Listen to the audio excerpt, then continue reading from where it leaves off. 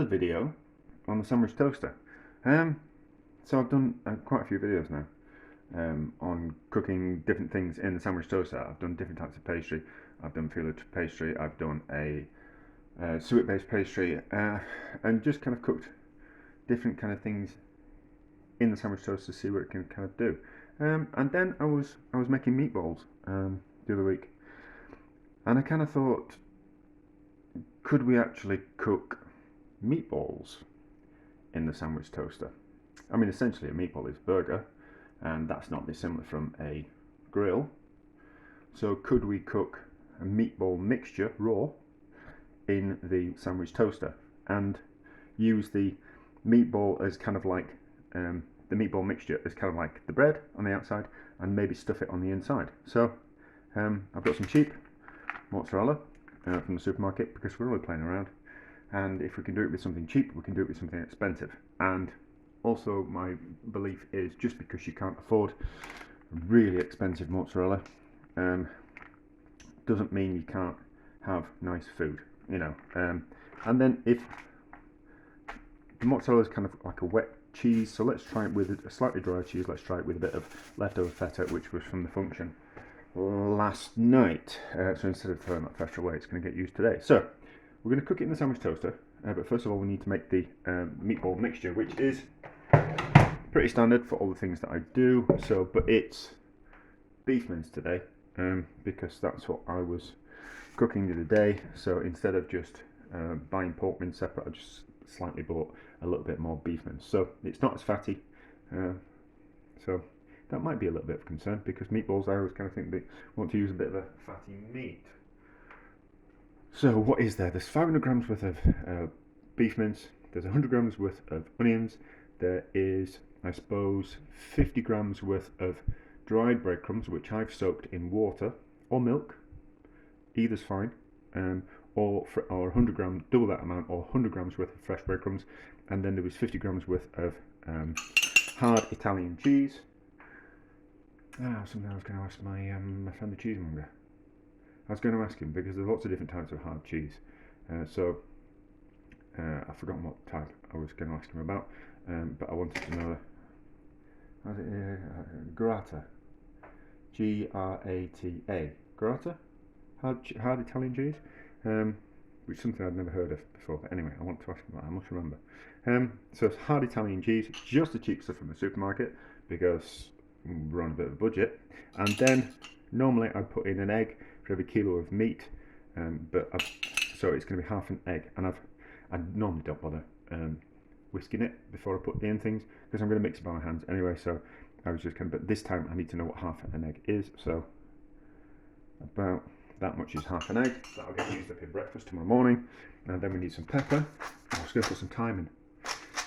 Have I got time to go out and get a bit of thyme? Yes, I have. I can pause the video. And I'm in a bit of a rush because I want to go swimming. And then a bit of salt. Squeeze the excess. If you're soaking the breadcrumbs in a little bit of water and milk, squeeze the excess liquid out of them. And then a little bit of salt over there, so it doesn't cook the egg or draw the moisture out of the meat, while I'm just going outside to get some thyme. I'm doing this now, and then I'm going to cook it later on, because it needs a little bit of time just to get everything to kind of combine together. So how does that make sense? They normally just kind of say to rest. In recipes, just kind of say rest something for a couple of hours in the fridge. Generally, resting means relaxate. If you've mixed something like a dough or a pastry, it just means it gives it time to relax. But what it also means is it gives time for water to everything to become like if you're mixing flour and water in an ingredient, the flour takes a longer than you would actually think to absorb all that water, so you need to give it like an hour or two for all the water to completely saturate into drier products like flour or breadcrumbs or those type of things. Anyway, so I'll just grab some thyme and we'll chop it up, and then we'll add that as well. I normally use parsley, about 25 grams between 25 and 50 grams for 500 grams worth of meat. Right, so a couple of sprigs of thyme will be enough, and that'll also, the hour or two that we're going to have this in the fridge, will just give the thyme just a little bit of time just to penetrate the meat and such. I'm not going to chop it. I'm just going to pull the, it's quite tender at the stalks, so I'm just going to pull the leaves off the stalks, like so. It smells lovely this time. It's just the pot of thyme that you buy from the supermarket, and it was on offer. And I bought it, and I just planted it in a plant pot outside, and it's turned into a thyme bush. So for 50p, I've got a thyme bush, which when it gets a little bit too woody, I just cut it back, and it regrows, and it's nice and tender. But anyway, so there we go. You don't need to spend a fortune on herbs. Right, so mix all together. I'm going to really squish it together. You know you're not supposed to. You're supposed to keep everything kind of quite loose, but I'm not. I'm going to really scrunch everything together, and I know it's really quite mixed. The bread could probably have been a little bit smaller, but we live and learn, don't we? Yeah, and we need to scrunch it together because otherwise the cheese won't properly mix all in together. So it probably toughens up the meat. This by meat over scrunching it. See, that bread's a little bit hard, but we kind of need it to be. We need it to be quite tough because it's going to cook in the sandwich toaster. I suppose it's a bit like a smash burger, you know, when people do a smash burger. I suppose you could do same principle as doing like a smash burger. So if you did do a smash burger in the pan, you'd flatten it down, and then you put cheese on, and then you put another patty on top, wouldn't you? Like another smashed patty on top. But the same kind of principle, really. So, and we're going to call it meatballs, so we're going to call these burgers because it's one of those not dissimilar type of things. Could have done to chop the onion a bit smaller as well, but we're only playing about. Fine. So the egg will, yeah, that should work. We should be able to flatten that out and put it into the sandwich toaster, and the sandwich toaster will get, if it gets hot enough to melt cheese, the sandwich toaster, it gets hot enough to cook meat. It might make a bit of a mess of it, but it was only a cheap sandwich toaster because what's the point in spending money on an expensive one when it's something that's just going to live in the back of the cupboard for 10, 15, 20 years and never really get used. So big lump of bread, should have done better with that, but it's only for me, and it's only for a video. For a video to go on YouTube, it'll never get watched. I can't slur my words, I haven't even had a drink. So that's fine. Cover that. Leave it in the fridge to firm up, to rest, to all the flavours to mix together, for it to bread to soak into the meat juices, to soak into the meat, the bread, and all flavours kind of combine. So that'll be fine, and we'll be back in a couple of hours when I've been swimming and done some washing up. Right, so been in the fridge a couple of hours. I have just smashed it out. Well, smooshed it out with a bit of paper, baking parchment, so it's flat. And then I've put one in there, and then that's the other one to kind of go on top. So that's about the right size-ish. So let's. How much cheese are we going to put in? I was thinking while I was swimming that maybe I might need to put this through the. I might need to mince it. Just to make it a little bit finer, because I didn't. Some of the bread's a little bit big, and I was kind of thinking it might just be a bit better if it was a bit smoother. But we'll see. So that much better. It should seal this. Actually, what we'll do, just to make sure, I've got that egg on there. There we go. Just to hopefully see if it seals itself. Let's just put a bit of egg around the outside. Excuse fingers, but we're at home, so it doesn't matter. And I have been swimming, so my fingers are completely clean. Chlorine will have stripped all the bacteria off my skin. So that's that, and then that on top. Yeah, see, I'm just worried that it's a little bit loose in texture, and then I was thinking that we need to square them off. So it would be a bit better if it was like a Wendy's burger. If everybody remembers Wendy's used to have square burgers because they didn't cut corners, from what I remember. So that in there like that, and then we're just gonna let's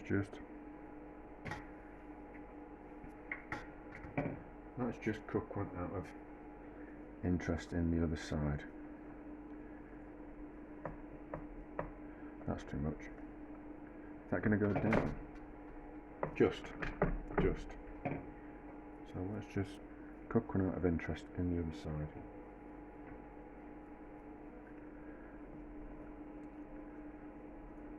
Like that. Oh, it's going to make a mess. And yeah, and that was another thing I was thinking about. We need to put some foil down because I think we're going to get a lot of fat and juice coming out of this. Like you do with George Foreman grill. Same type of idea. So we need a bit of foil.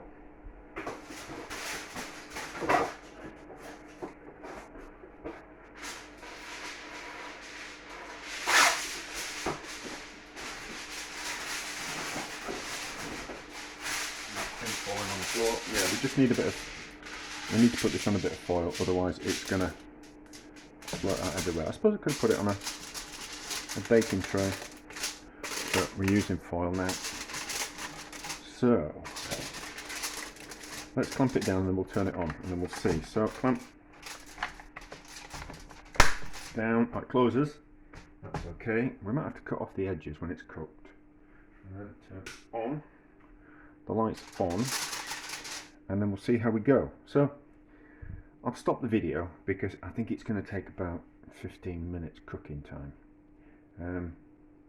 But we'll see how it goes. But I think when there's lumps of bread in it like that I didn't mix up properly, that I didn't kind of break down properly, I think if it doesn't work the first time, I think what we'll do is with the remaining meat, I think we'll put it through the mixer, and then it'll break everything down a little bit more, any kind of bits of bread, and then we'll kind of give it another mix.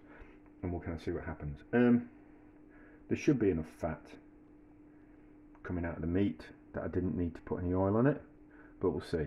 Everything's always just a bit of fun, and if it works, it works, and if it doesn't, that's just as much fun because we're going to have a think about things and see what we need to do differently the next time. Right, there's lots of steam coming out of it. There's no way it's ready, but let's just have a look at it.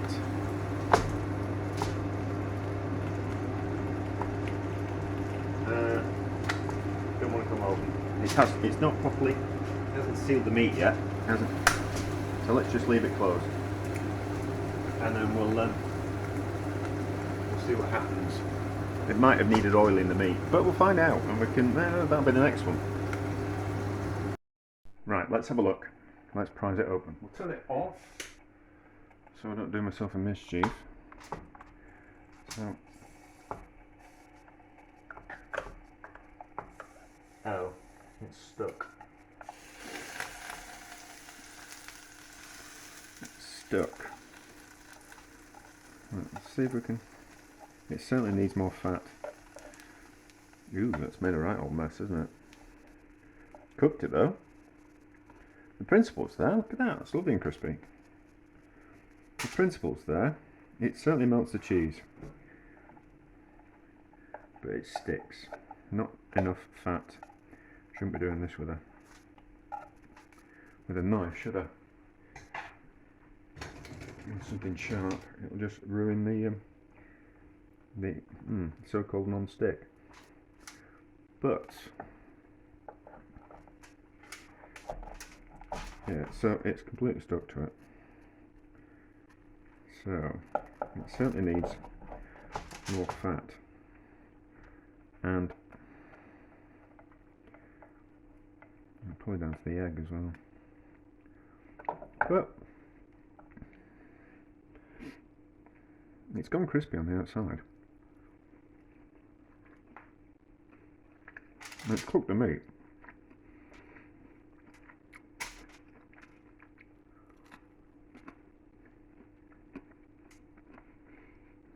Well,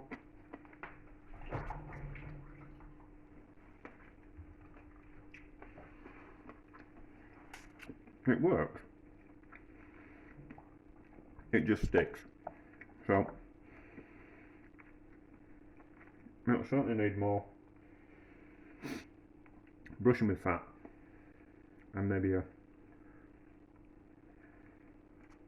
meat that's got a higher fat content in it. Maybe not have the parmesan or the hard cheese in it, and the egg, which obviously kind of make things stick.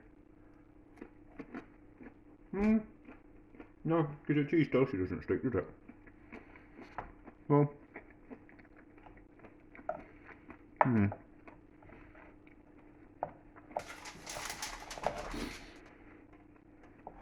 that kind of could have wanted to come off, but just stuck.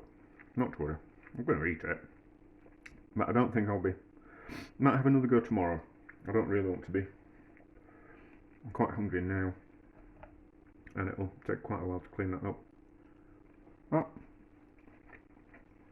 But in principle, it kind of works. Ish, in principle. It just sticks. So, if it didn't stick, it would have worked. So, not a success, unfortunately. But, we get to have another go, and we get to have a think about what went wrong and how we can improve it next time. Right, let's have another go at this. So, I have greased the sandwich toaster this time, after I painstakingly cleaned it. It was a bit of a mess. So, we've greased this side. Then this side, what I'm going to do is I'm going to try and cook it on baking parchment, and see what kind of happens there. So, instead of it being greased, there's a layer of baking parchment on top and on the bottom of the mince. Well, it's mince, isn't it, really? But we've just added a few things to it. That's probably going to crack open, isn't it? But not to worry. So that'll go like that, and then hopefully it will close. So I've greased the top as well. So we'll close it, squish it, and because I didn't want the grease to melt, there we go. I haven't turned it on yet. Oh, we need to get it on a bit of foil. It made a hell of a mess, didn't it? So on a bit of foil, just fold that up so it makes a makeshift tray, and if we have got any spillage, it doesn't want to splurge out too much. That'll do. I don't want to make it too much of a mess of my board. Right, so turn on, and then we'll see what happens. I can't imagine it'll get hot enough to burn the baking parchment, but the baking parchment will certainly stop it from sticking. But we'll just have to kind of see. I mean, I ate it last night, and it was it's nice. It was all right, but a complete disaster, really. But there we go. So we'll give it 10-15 minutes, and we'll see how it turns out. Right, so let's have a quick peek. That side's going to have stuck. Yeah, it's stuck again. But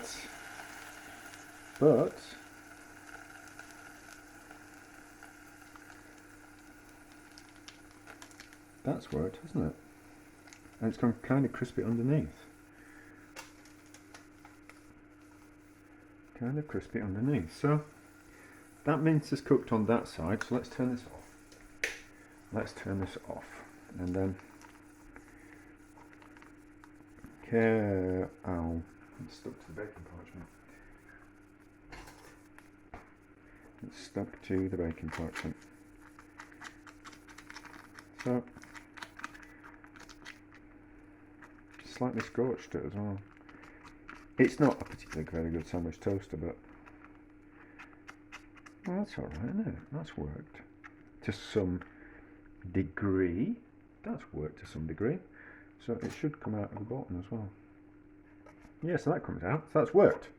That works. So a kind of success. A kind of success. So let's just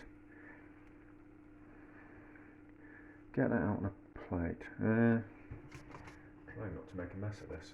That's awkward, because I've had to use an extension cable. So let's just move that to there. And a plate, and we can have a look at that. And that's worked, hasn't it, with the baking parchment? I mean, it's not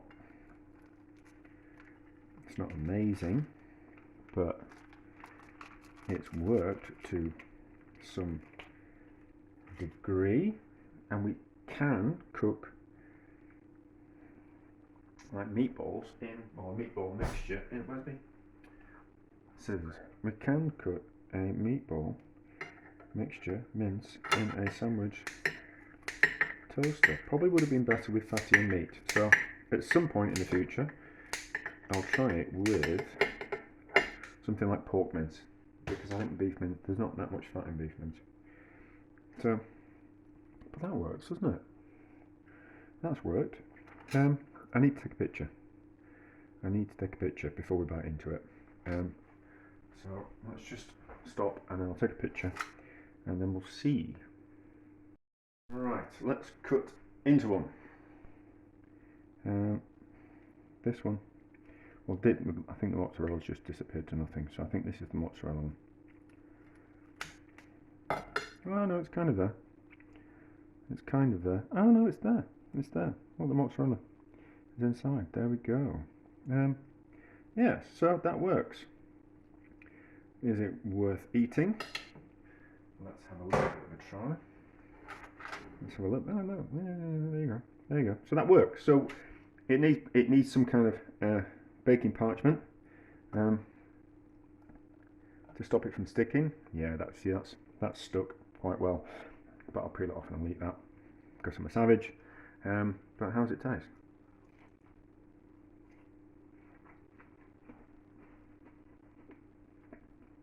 No, not bad.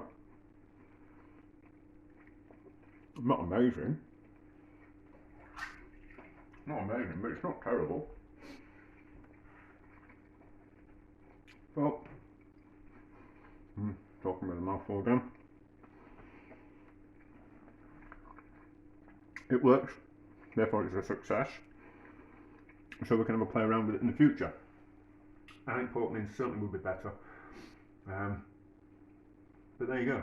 Something else that you can cook in a sandwich toaster. To some degree of success. But there we go.